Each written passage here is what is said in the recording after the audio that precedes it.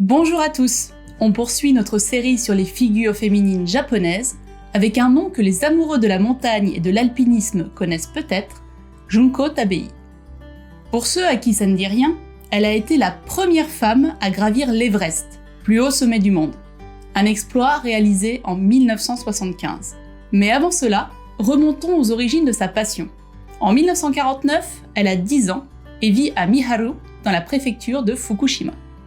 Une randonnée lors d'une sortie scolaire, dans les monts Nasu, va être une révélation. L'alpinisme fera désormais partie de sa vie. Diplômée de l'université en 1962 après des études de littérature anglo-saxonne, Junko Tabei décroche un poste d'éditrice dans une revue scientifique et s'inscrit dans des clubs d'alpinisme, majoritairement masculins. Si certains membres la soutiennent, d'autres refusent de randonner avec elle. Peu importe, elle gravit les principaux sommets du Japon, se marie avec un alpiniste et crée en 1969 un club exclusivement féminin, le Joshi Tohan Club. En 1970, elle se rend au Népal avec d'autres membres. Elles atteignent le sommet de l'Annapurna 3 le 19 mai. Le défi de l'Everest commence à mûrir. Suivent plusieurs années de préparation, d'entraînement et de recherche de financement.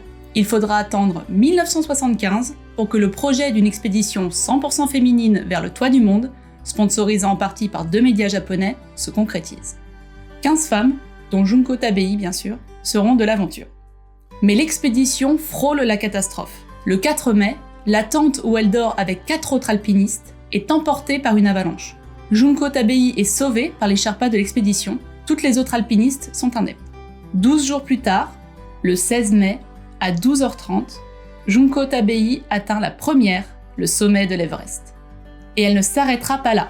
En 1992, elle devient la première femme au monde à avoir gravi ce qu'on appelle les 7 sommets, soit le point culminant de chaque continent. Elle décédera de maladie en 2016.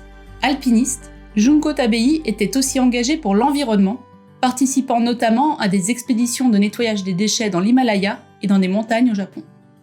Merci à vous d'avoir regardé cette vidéo. Si ça vous a plu, likez, partagez, abonnez-vous à la chaîne.